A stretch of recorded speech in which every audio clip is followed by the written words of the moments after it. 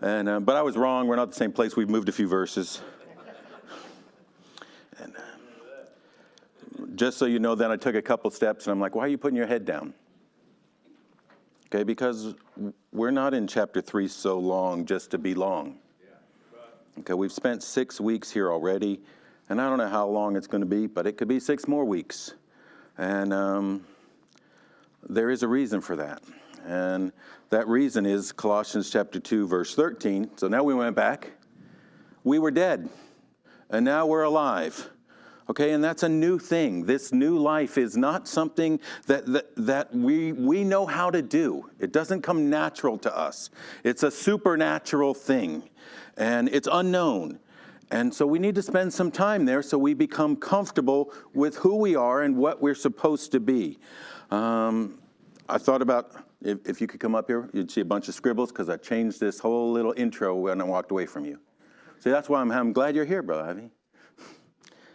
But I thought about this. I get to be a grandpa for the last year or so, and it's a wonderful thing because it gives you new illustrations. Jordan is just over a year old, and for about 4 weeks now, she's been learning to walk. And that's a fun thing. And then, Katie's, she's not walking yet. I'm like, psh, just wait till she does. You'll be like, I miss the days. But you have to spend some time because Katie gets all nervous, first baby, wants to make sure everything's right and everything's fine and everything. And so you go through and you kind of, there's stages to this. Okay, she has to grow some strength. She has to get some core strength. She has to be able to support herself. She has to be able to balance herself. And then once she gets the strength, then she's got to stand. Okay, and after she stands, you think, okay, then she takes off. But that's not how it happens because I've read the books, so I'm not going to be corrected when I talk to Katie. Okay, so after she stands, then she learns to squat. As soon as they stand, then they learn to get up and get down and get up and get down in the same place. And that's smart because then they'll take a step. And you know what they do after they take their first step? They squat or they fall. So if they learn to squat first, they don't fall. They'll take that step, they'll feel unbalanced, and they'll squat. And then they'll do that a couple of times. There's repetition of a couple days that's going to happen. That's the stage she's in right now. And now they're getting ready to go on a cruise, so she's going to learn to walk without me being there. See, it's all about me. That shouldn't happen that way. But after that repetition, she's going to take a step one time and feel comfortable, and she's going to take another step. And then Brother Kevin, you know what happens? She's going to be all over the place. Right. Now, that is not undifferent to how we have to learn to walk. It is on purpose that God used walk as an analogy of what our Christian life is supposed to be like. Okay, it is a walk. And we need to learn and build up some strength. Okay, that comes from the knowledge of who we are. And then after we get a glimpse of that, because it is just a glimpse of who we are, okay? We are the in Christ. That's just a little glimpse. And the more we see of Christ, the more that means that we are the in Christ. So, we spent 3 weeks looking at verses 1 and 2. Brother Ivy, you remember that, 3 weeks. It might have been 4 weeks. I can't remember exactly. And we spent some time looking at verses 1 and 2 because what happens is, okay, we got that glimpse, but we're supposed to look up. We're supposed to spend some time there looking into heaven and looking at who he is and looking at that one who brought us into this new life. And as that continues to grow, our knowledge continues to grow, and we get a little bit stronger. And then after we get a little bit stronger from looking up, then we jump right into verse 5 where he says, okay, now you need to kill some things. You need to put to death some things. Okay, can't hold on to those things. And they don't just go away. You have to want to kill them.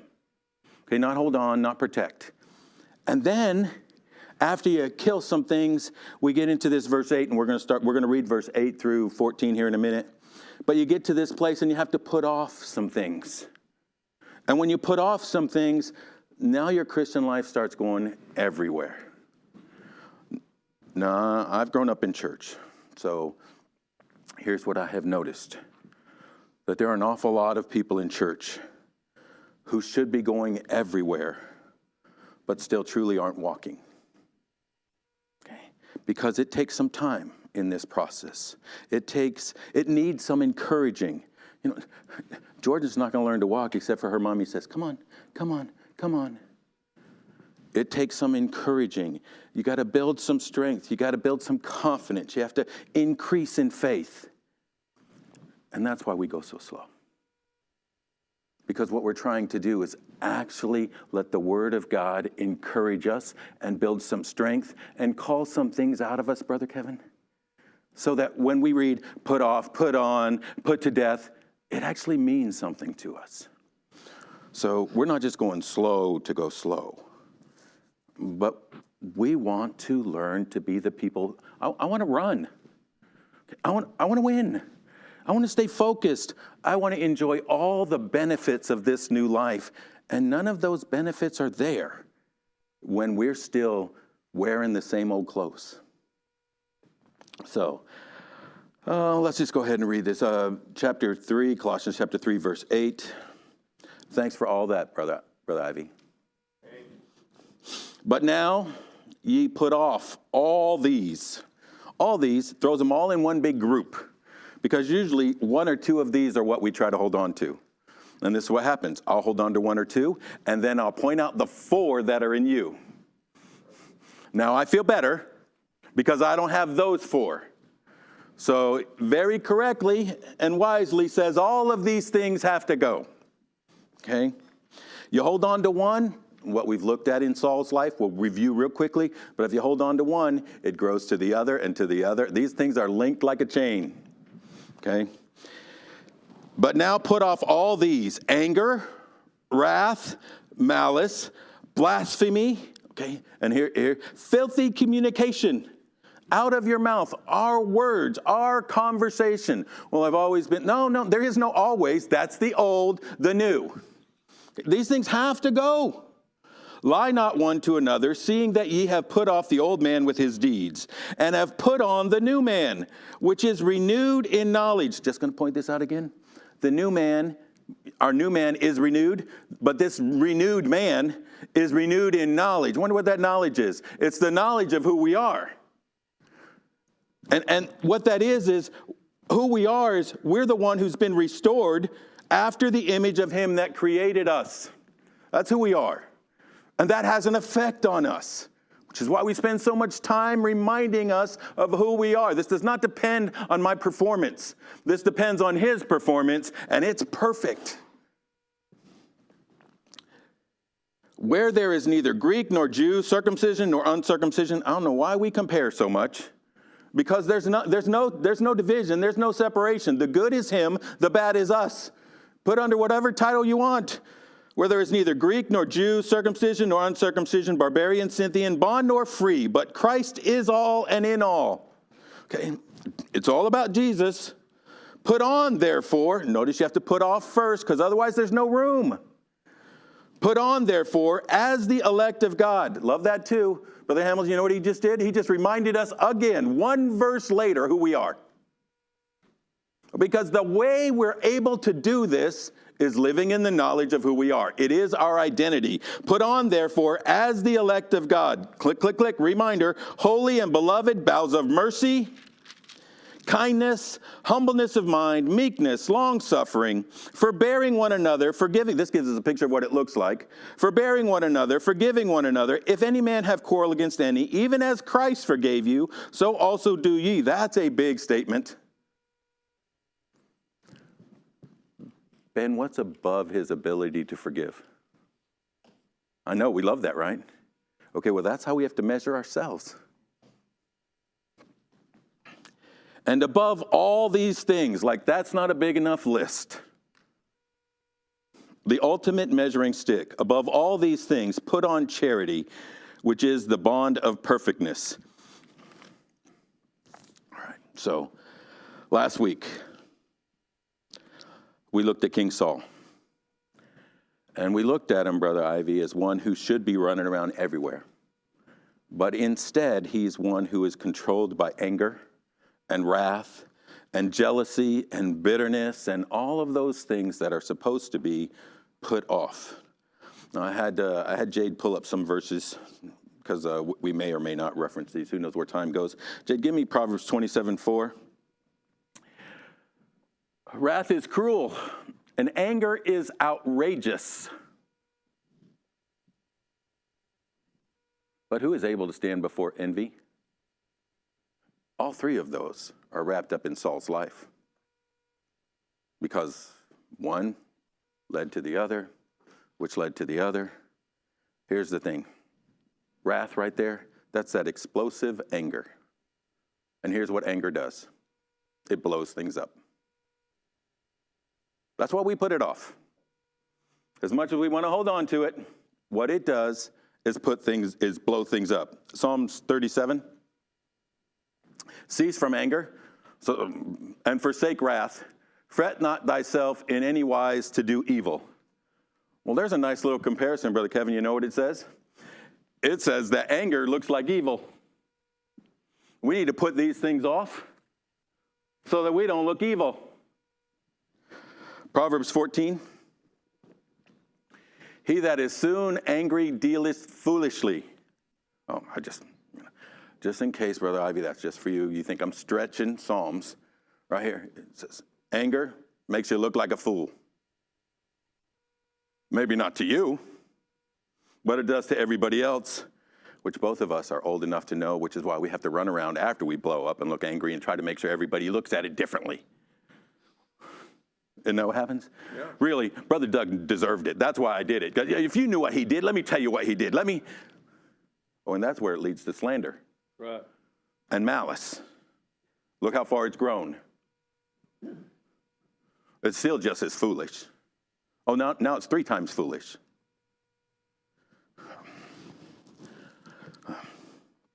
Here. Brother Doug, this is the ultimate verse that when I was a kid trying to justify my anger, I hated anyone going. I depended on the fact that nobody knew this verse. Because when you go here, all those arguments you keep up in here, then they just go. James chapter 1.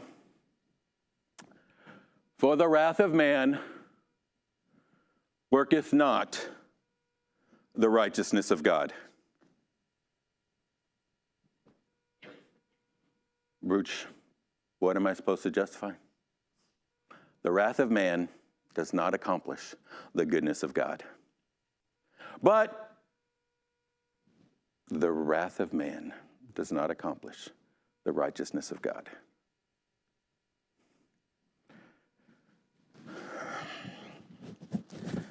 So we didn't use these verses.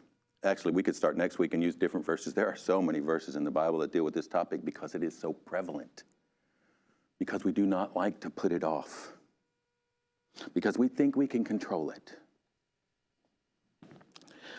So we use different verses, but we came to this question, and it would still be the question today. Do you know anyone controlled by anger?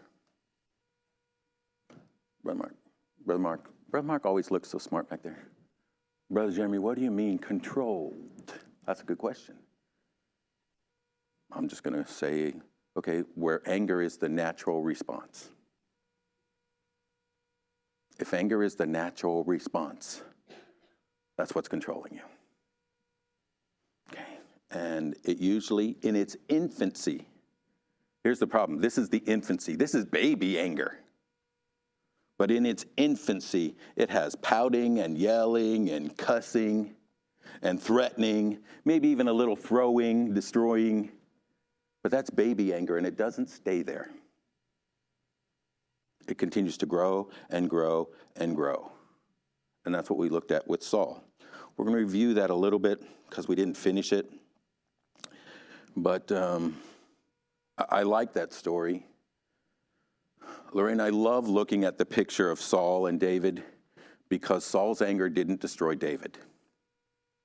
It did destroy a lot, but it didn't destroy David. And as a kid growing up in a very angry home, that gave me hope. Okay. And it should give all of us hope. Okay. You shouldn't be running around with angry people. Remember that verse from last week? Why? lest you catch their ways. This becomes common for you too. Okay, but there's lots of times you can't control that. So I love to hold on to the fact Saul's anger didn't destroy David. And it doesn't have to destroy us. That's encouragement for kids who grew up like me. So let's review this real quick. I did not get very far.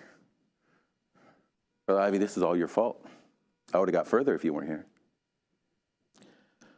Remember some things. We'll try to do this quick. Saul did not start out this way.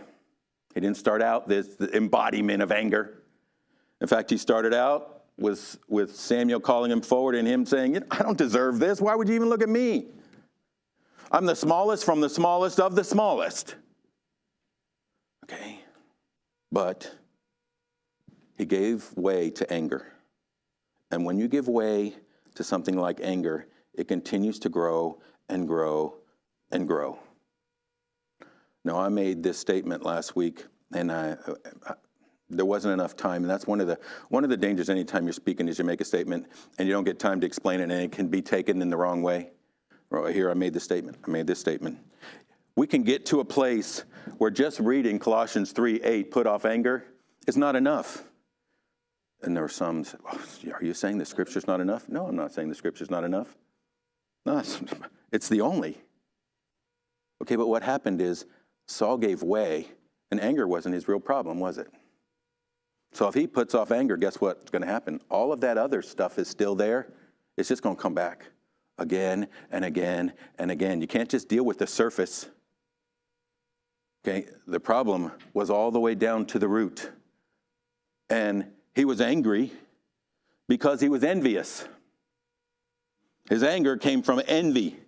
Remember the song? They praised David. They praised his success. In fact, they loved David.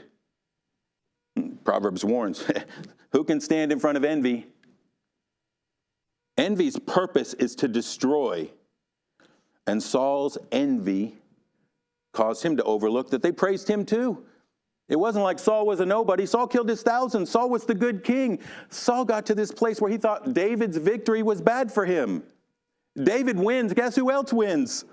All of Israel wins. Saul wins. But it caused him to overlook all of his blessings. Gone at this point was Saul's humility. What happened to the kid who deserved nothing and now is having praise heaped upon him? Victory after victory heaped upon him. Now something happened, and now envy had become the root. But envy wasn't the whole problem. Why was he envious? Because he was fearful. You see, something grew up inside of him that meant David's ascending was diminishing him. That's not true. Every victory of David was his victory, but he had built his value on comparing, on being number one. And I'll tell you, something happens. When you build your value on being number one, it is not number one because you work harder than everybody else. It's number one because I'm going to make everybody else number two. Saul could have went and fought Goliath. He did not. Okay. He was not working harder. He was not striving harder.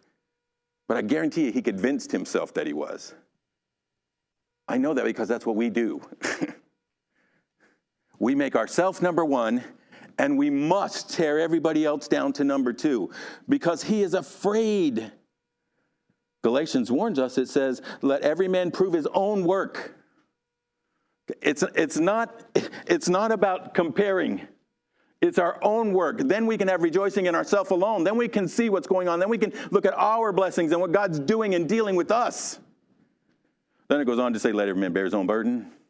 But I'm telling you, that is not the American way. The American way is blame everybody else and then cry help and bear nothing. And that has become prevalent in our society. And that is a picture of exactly what's going on here. David's ascension, he thought, diminished him. And so what he did is he strung out and he attacked the youth. We spent a little time, remember we talked about Kent? It's normal for Kent to be ascending because everything is new, and he needs that. But there is a place where we get to that we have to start to descend in humility and depend. Using the kid, boom, what a good picture, thank you. Using that little baby, that baby has to learn to walk. and she has to learn to walk alone. But there is a time when we get older that we learn to quit trying to walk alone. And we have now ascended to that place, and we get to voluntarily descend to where we learn to walk holding on to his hand. And Saul had opportunity after opportunity to descend into humility, but instead of holding on, what he held on to was his ascension. And in so doing, what he did is destroy the youth. He literally attacked the youth and tried to stop them from ascending.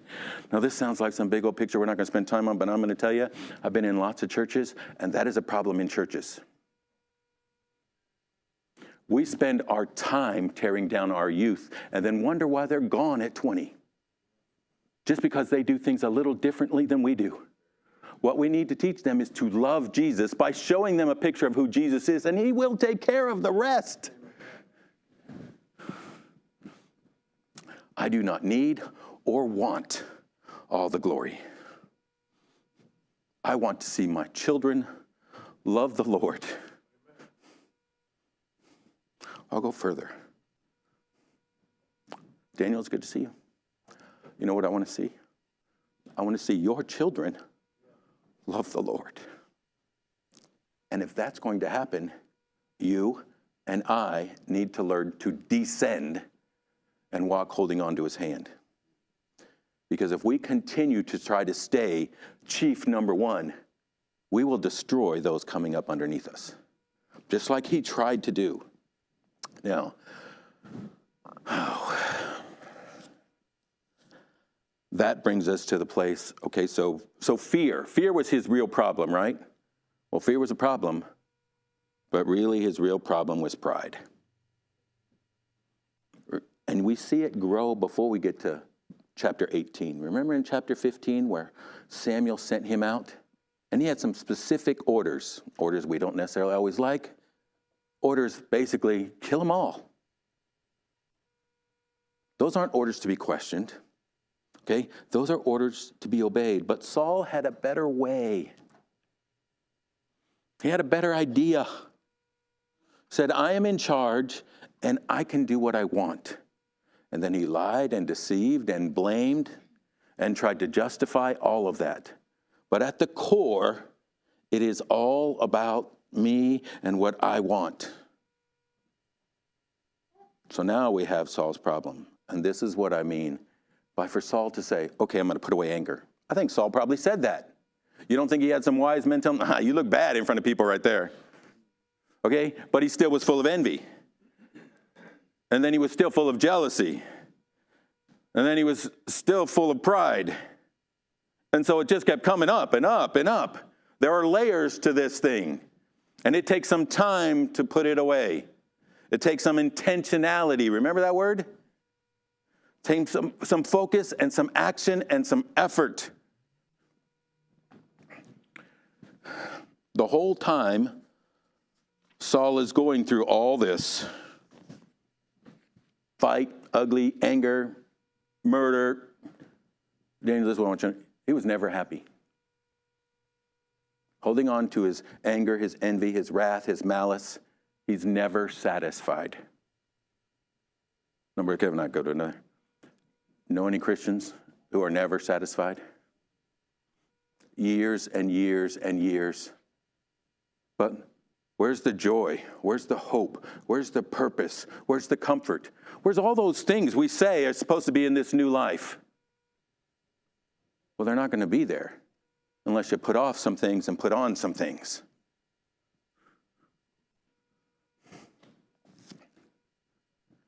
So what happened in this picture with Saul, in this mess, this cocktail of emotion and decision and delusion, was it produced a very visible explosion when he pulled that spear and tried to pin David to the wall. Now this cost him. We learned Saul's daughter loved David. She lost her husband. He's running around hiding in caves for 10 years. How do you think that relationship with daddy was? Jonathan's soul was knit to David's. He loved David. What do you think that relationship was with Dad? It cost him, but he held on. I'll give you even more. It cost him in the nation. You know what it tells us in chapter 18? All Israel loved him. Now, you know what that means? Here's where all that ugly stuff like slander and malice and evil speaking have to come in. Saul's got to change that. So in comes all the ugly words and the ugly innuendo and the attacks and the tear down. There's no room for things like grace and mercy and love and forgiveness because he's full.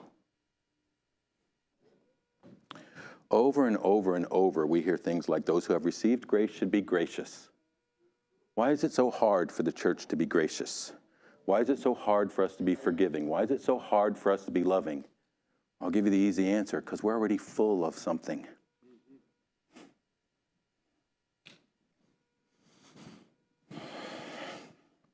Saul is full, and he can't do anything else.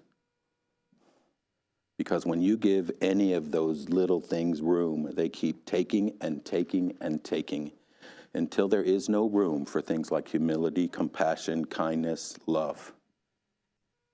I'll give you some problems. They're supposed to know we're Christians by our love. We talk about homes and churches being built on love. Our life comes to us because he loved us when we were yet sinners. And as long as we hold on to that old man, there's no room for those things in our life.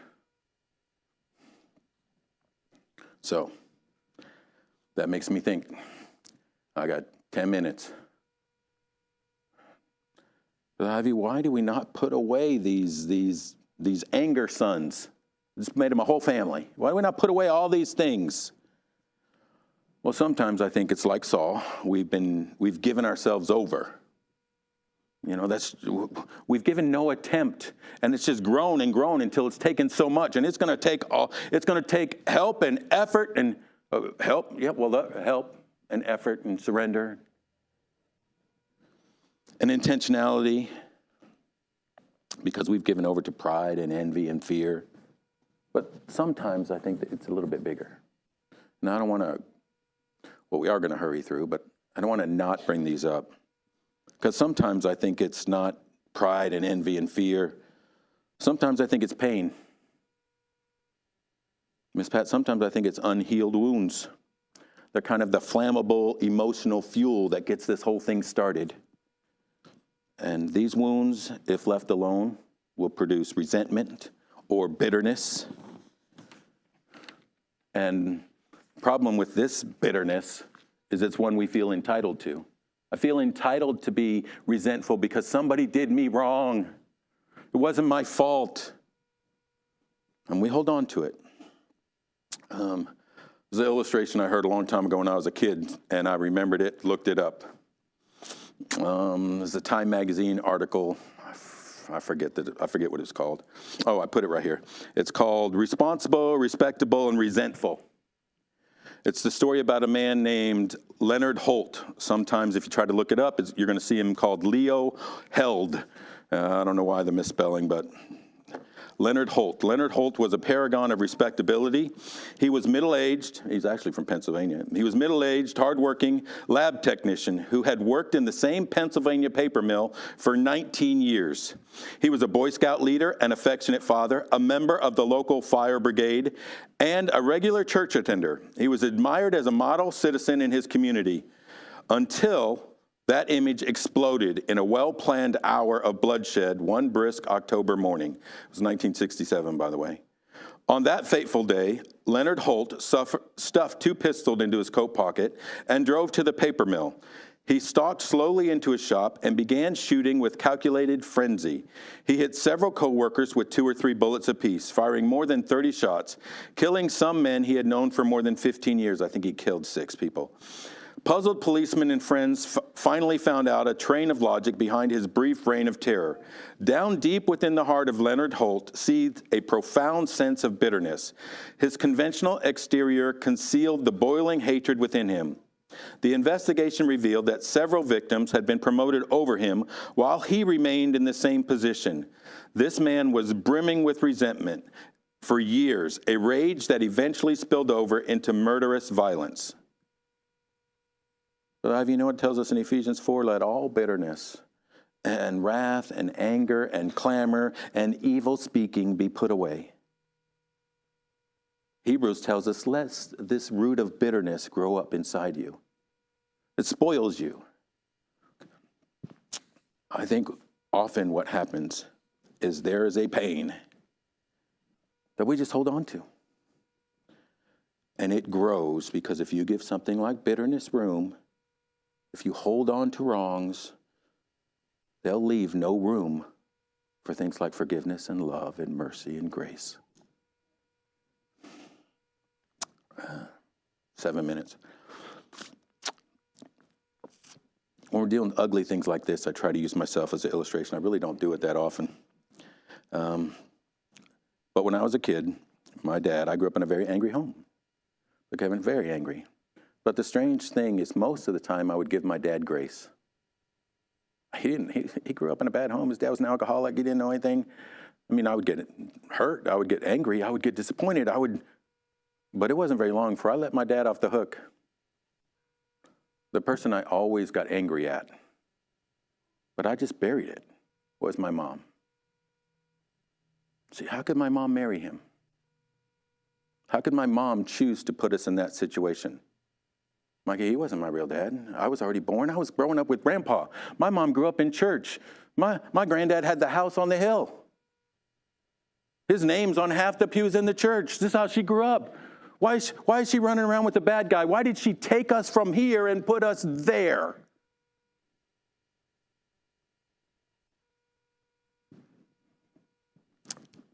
Made me very angry, very rebellious, I was not a nice person. But if you saw me, you would have liked me. Every teacher, oh yeah, great, great. All the little personality traits. Boom, boom, boom.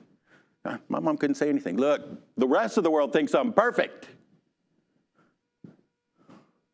Maybe the problem is you, Mom.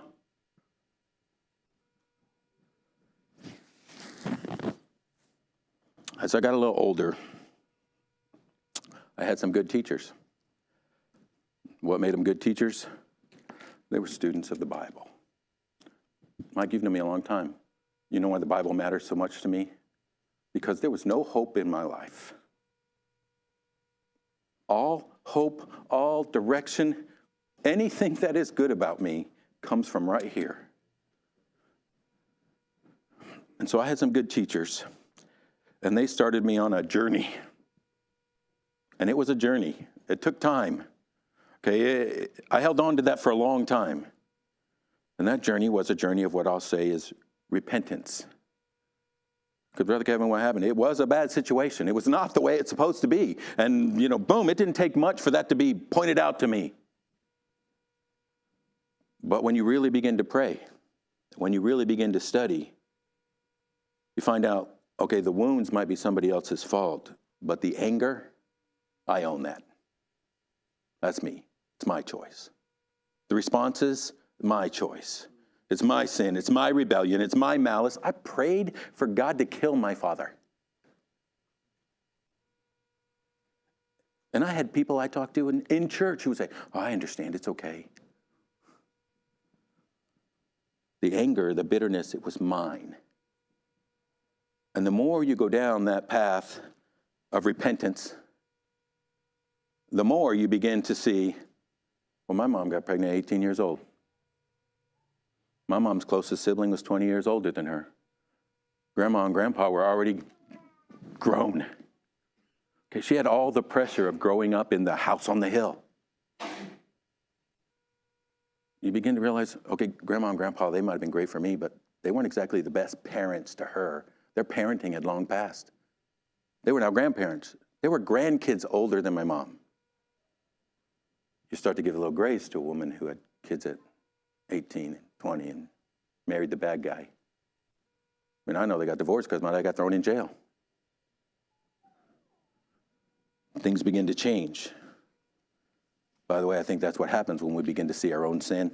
I'm just a sinner. I'm just a beggar. Find bread and tell someone else how to find bread. You know, we roll off the tongue and it just, yeah, but if we really believed who we were, we would give grace to a lot of people. We struggle to give grace because we think too highly of ourselves. And here we got 2 minutes, so let me just go here. Because this begins to paint this like whole little victim picture. And, you know, you can hold it. Oh, well, James. I love James. Here's my description. You know, Doug, you've heard me. When I look at Luke, I think Luke is like, he's like Indiana Jones. You know, he's just like this professor out there finding out things. You know, let me go figure out what happened, oh Theophilus. I'll write it down for you. That's my picture. When I look at James, I picture James as, James is the counselor for the drug addict. Because this is what he says, James chapter 1, verse 20. He says, don't give me all of that victim stuff. Okay? For the no, give me James 40. James 4. Didn't I give you James 4? James 4, 1 and 2. From whence cometh wars and fightings among you? Where does your anger and bitterness and strife come from? Let me tell you where it comes from.